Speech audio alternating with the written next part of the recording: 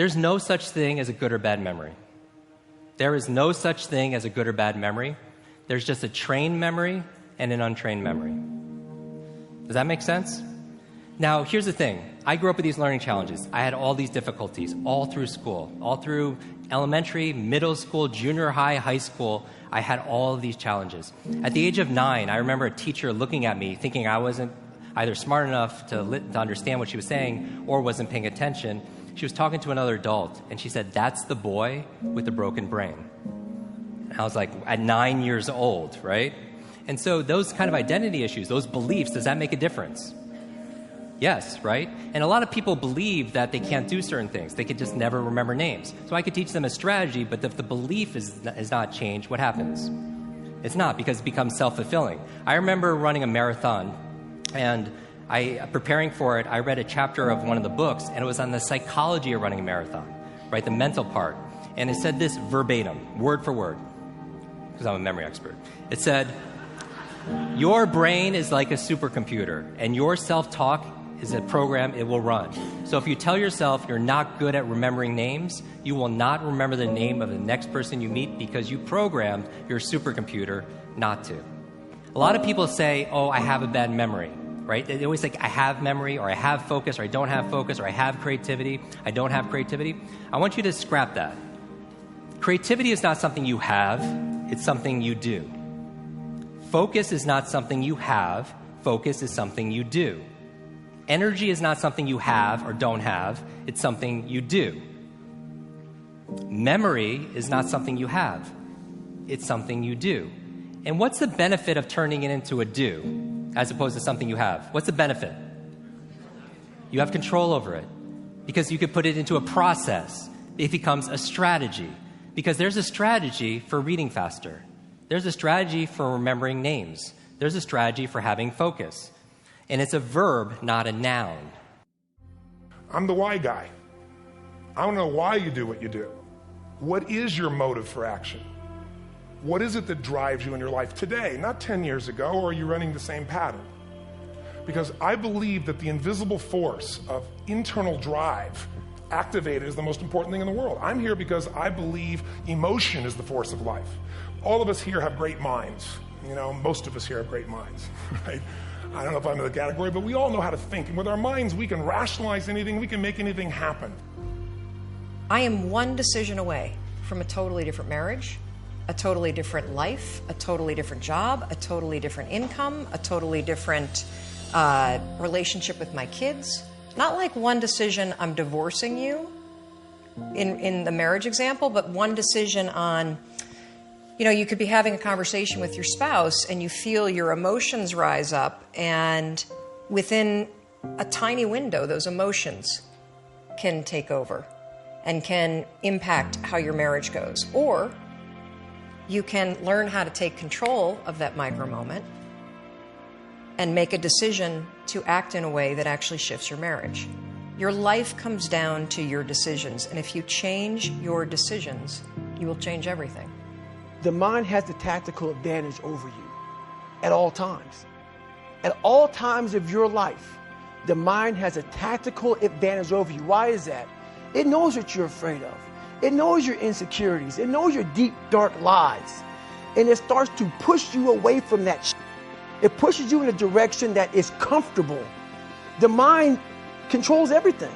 So what I realized was that when I was growing up and I was 300 pounds and I got all fat and I got all insecure, I realized that my mind kept taking me in this direction. When things got uncomfortable for me, when I was facing my insecurities, I was facing my fears, my mind said, oh no, we have a tactical advantage.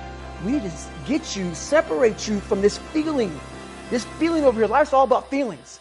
We want the happy feeling. We don't want that feeling of this sucks. Why am I here? And you don't have any, so you can't answer those questions, so you leave. I started realizing that if in that moment you can answer those up questions and you are now in charge of your brain versus your brain ruling you, that's where all that stuff comes from. So the 40% rule is all of that. You get to 40%, your brain says, we're done.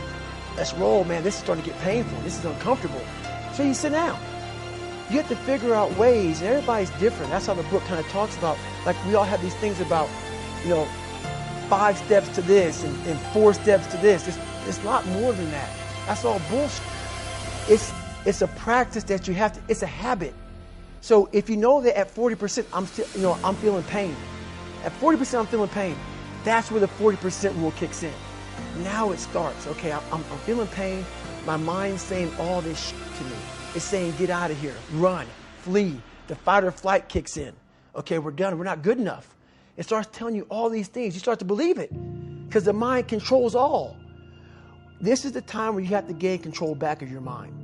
It's okay, let me see if I can go 45%. And once you start giving yourself more and more hope and start realizing, okay, the mind starts to be, okay, what are you doing? We're supposed to be going right and you're going left.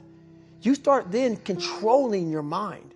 Start finding more in yourself. And then it goes from 40% to a lot further than that. But that's the start of it though. Get to the spot where your mind is saying stop. Wherever that is, you got to get there first. And then that's when that starts to work for you. You got to control yourself in that moment. Let me give you the secret once and for all right here. Work.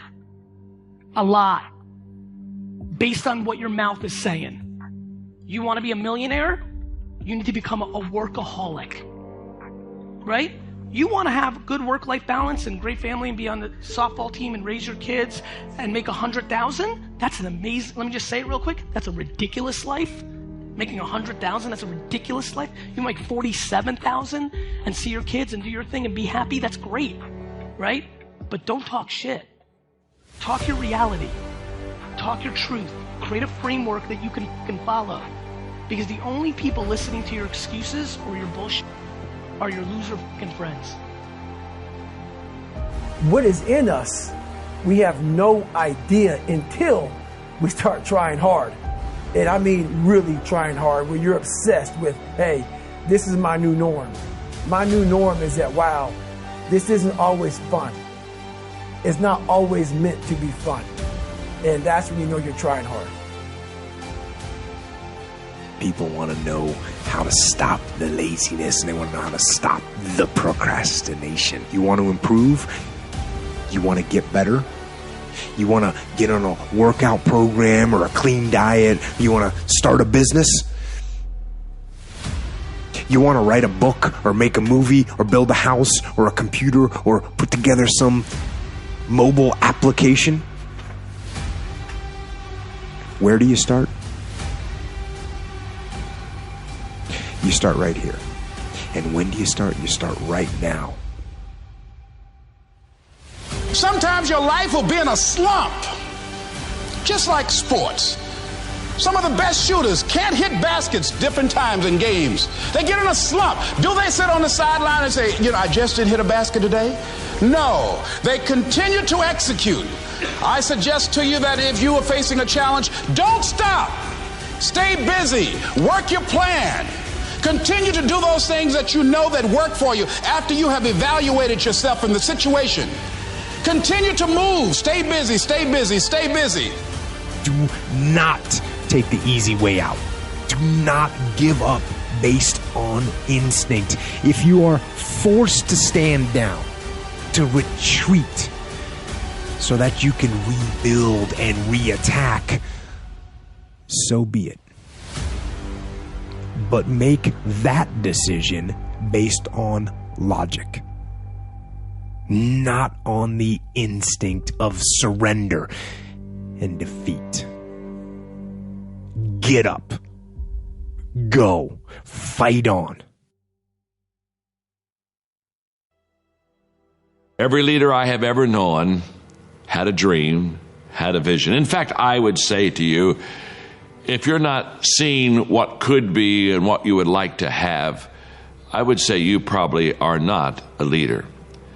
But what I've discovered about dreams is this: dreams are free, but the journey isn't.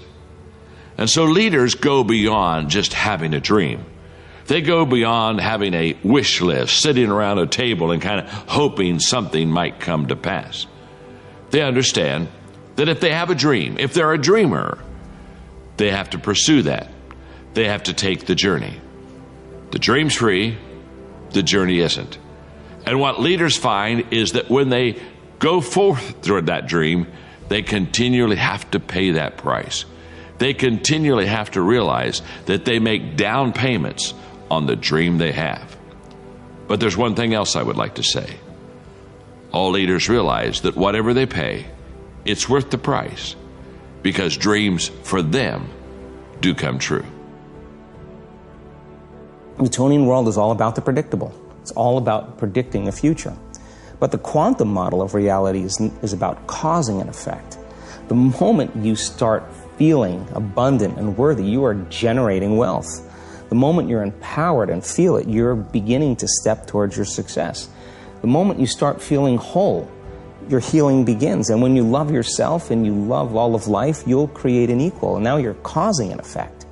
And I think that's the difference between living as a victim in your world, saying, I am this way because of this person or that thing or this experience. They made me think and feel this way.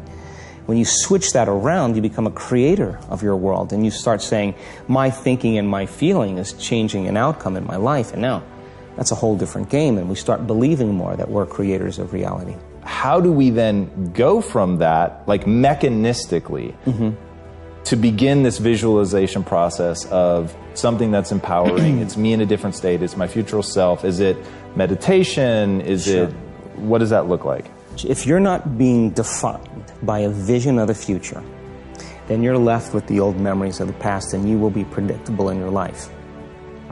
And if you wake up in the morning and you're not being defined by a vision of the future, as you see the same people and you go to the same places and you do the exact same thing at the exact same time, it's no longer that your personality is creating your personal reality. Now your personal reality is affecting or creating your personality.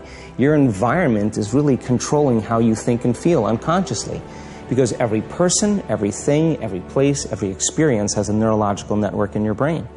Every experience that you have with every person produces an emotion. So some people will use their boss to reaffirm their addiction to judgment. They'll use their enemy to reaffirm their addiction to hatred. They'll use their friends to reaffirm their addiction to suffering. So now they need the outer world to feel something. So to change then is to be greater than your environment, to be greater than the conditions in your world. And the environment is that seductive. So then why is meditation the tool? Well, let's sit down, let's close our eyes. Let's disconnect from your outer environment. So if you're seeing less things, there's less stimulation going to your brain. If you're playing soft music or you have earplugs in, less sensory information coming to your brain, so you're disconnecting from your environment. If you can sit your body down and tell it to stay like an animal, stay right here. I'm going to feed you when we're done. You can get up and check your emails. You can do all your texts. But right now, you're going to sit there and obey me.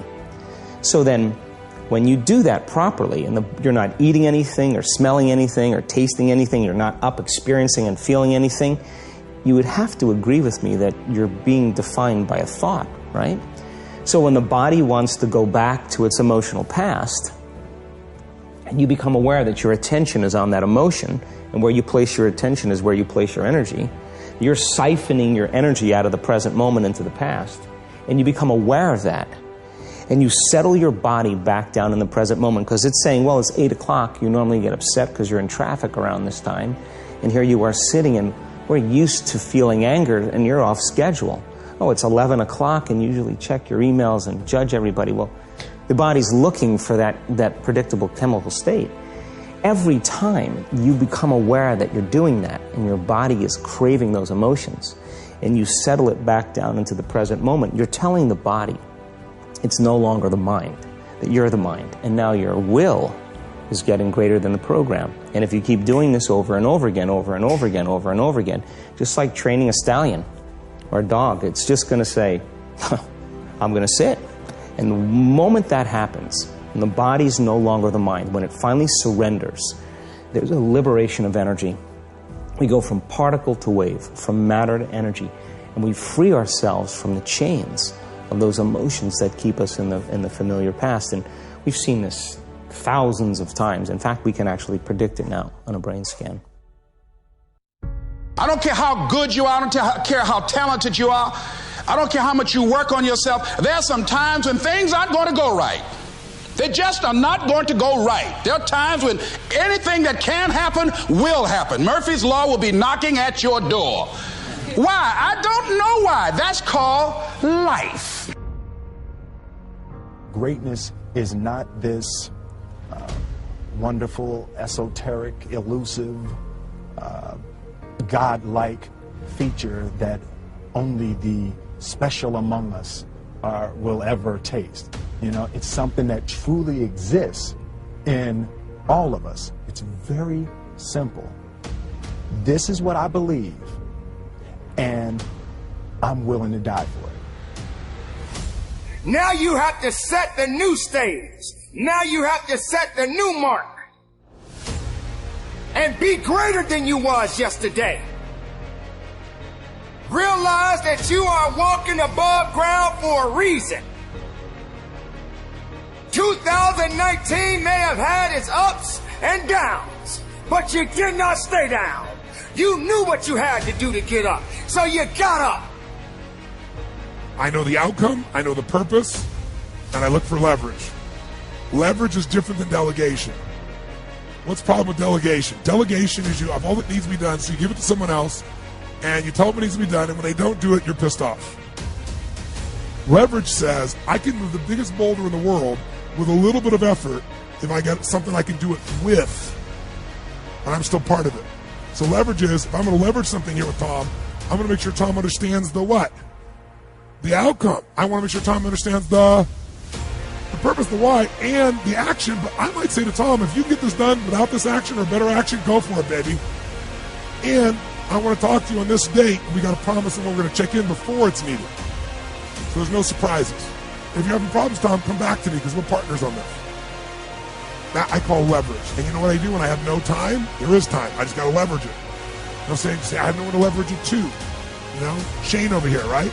I got all the stuff he wants to do, can't leverage it. But Shane's answer was hire somebody, then he thinks about what it's going to take and goes $125,000. Can't do that now. He's getting caught up in one way to get the outcome. Leverage. He goes to his list and goes, what if I got somebody to do 20% of this stuff? I could spend 20 grand to get that much freedom. I could pay for it times 10. And if I'm really productive, my productivity should enhance the world, not only my clients and customers, but it should provide jobs for other people. And if there's anything you hate to do, it's because you're either ineffective at it or you don't think it's very important, but it is urgent. So you need to hire somebody for those things. And ideally, somebody who loves that job. You're never going to grow when your time is eaten up for activities that aren't that important. Activity without high levels of purpose is the drain of your fortune. Do it now. If you can't get it all now, do a part of it now. Leverage is power. Leverage is ultimate power.